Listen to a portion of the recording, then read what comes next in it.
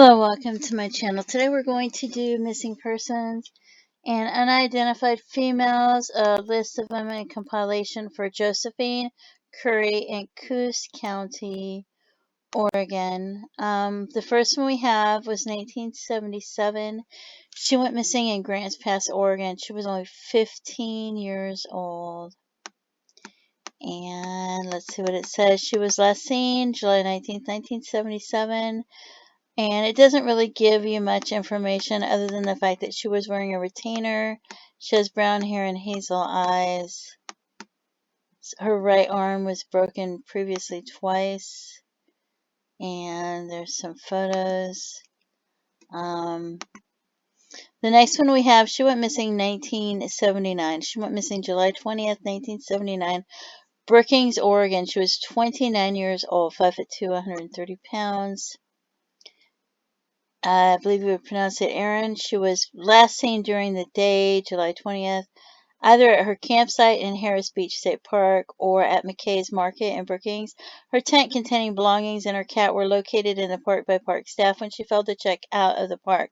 Her vehicle was found abandoned in the parking lot of Wells Head Beach State Park about 5 miles north of Brookings on July 29th. Investigation failed to produce any significant leads that would explain what happened to Irin. Brown hair longer than shoulder length, green eyes. And there's a Jane Doe that reminded me a lot of her that was found years later. But it was found in this, but she was found in a city of someone else. Where is she? Right there. This one. I thought she looked so much like her. Watch. Doesn't she? Except the other girl, this girl right here, went missing in Selma, Oregon in 1983, and she was 27 years old, 5'4" and 130 pounds, because she went missing in Selma, Oregon, and this Jane Doe was found in Selma, Oregon. It's more likely to be her, even though I really think it looks so much like this one. So, following an argument over Peroni having another lover, Peroni and boyfriend went into the woods at 1270 Illinois River Road. Peroni never returned. Long brown hair, blue eyes. And where was she found? Found in an unimproved property near Valley Heights Road in Selma, Oregon. So I don't know.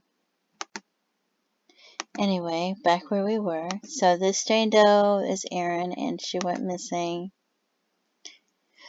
Wells Head Beach State Park, about 5 miles north of Brookings. So, and then we have an unidentified female found in May 9th, 1983 in Coos Bay, Oregon, 20 to 30 years old. It says she was an Asian female, 5 foot tall, 100 pounds, estimated date of death, 1983. How tall was she? I know she's not Asian, but 5'2" estimated, so. The body of an Asian adult female found on the beach near the mouth of Elk River, 200 yards north of McKenzie Road in Coos Bay. Long black hair, brown eyes. Wonder if it's the same killer, right?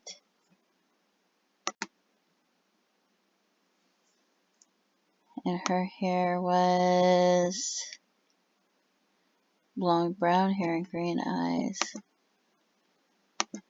That's interesting, isn't it? Then we have a female found in Grants Pass, Oregon, 60 to 80 years old, found in 1986. 5'2", cannot estimate the weight. Unidentified. Partial remains of an elderly Caucasian female were discovered by a landowner while excavating for a septic system. The location was accessed by BLM Road off Quartz Creek Road near Grants Pass, Oregon. Full set of dentures. Remnants of a dress partially decomposed. And then we have this Teresa Joann Peroni, and we already read how she went missing, and she had brown hair and blue eyes, and she was 27 years old, and her boyfriend went into the woods, and she never came back. 5'4", 130 pounds. So, and then there's this Jane Doe that we had that was found in 87, which is years later, Selma, Oregon, 25 to 35 years old. Estimated PMI years, partial remains of a young female found unimproved. So, yeah, so there's that. And then we have Catherine Ann Wallace went missing. There's newspaper articles. 50 years old, 5'5", 130, 140 pounds. She was last seen in the 1300 block of Southwest Boundary Avenue, Grants Pass, February 1998. She left behind her purse, clothes, and 30 years of pictures that she always kept with her, brown hair, blue eyes. 1975 Dodge minivan located in Redding, California. That's a long ways away, isn't it? So, let's see what this says. If it comes up. Sometimes, well, one of them, the link didn't work or something that I couldn't get up for another case. Wow.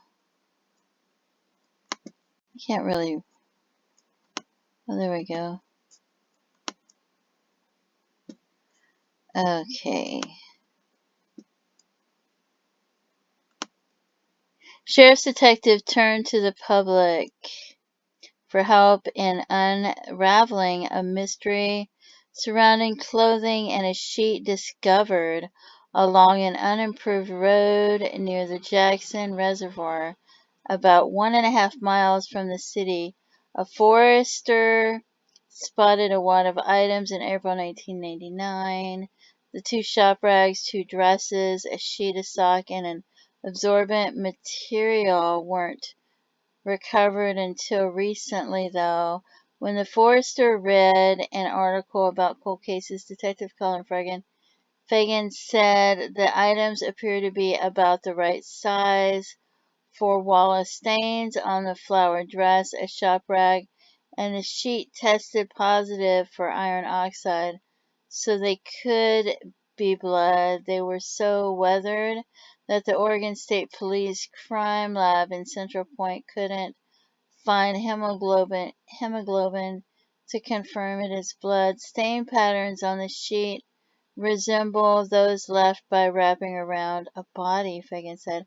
At this point, he said the option left is to check the sheet with a cadaver dog, and that will have to wait until the dog's human partner is out of the hospital. A Portland lab specialized DNA technique might be able to pick up evidence if the dog's reaction is enough to justify a DNA test.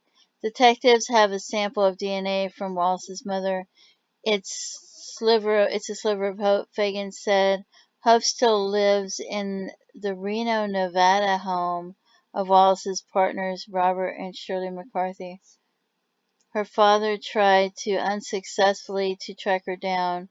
They've gone through periods where they weren't close to their daughter, but they believe she would have checked in by now.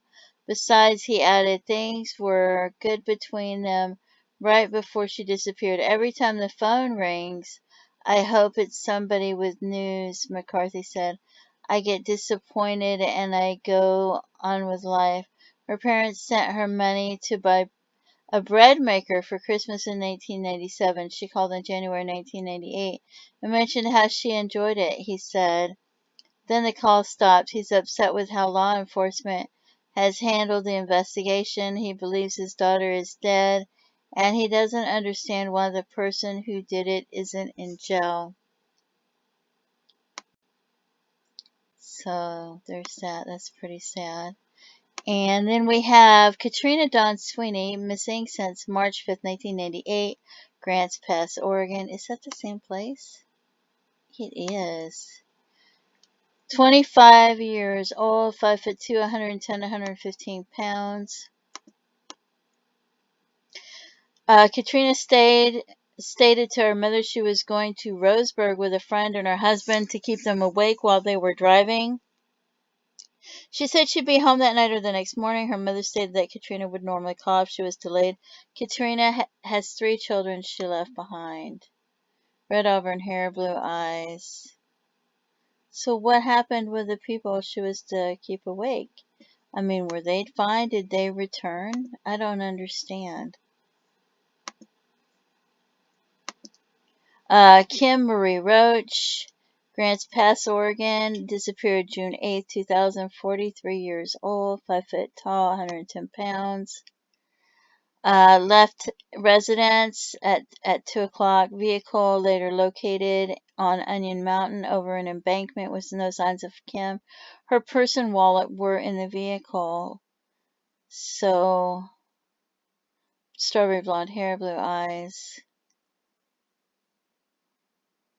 And they don't know what happened to her. Grants Pass, Oregon, August 13, 2002, 37 years old, 5'9", 140 pounds. Are there a lot of people that live in Grants Pass, Oregon, or is there, I don't know, strawberry blonde hair, hazel eyes? Vehicle later recovered at a wrecking yard.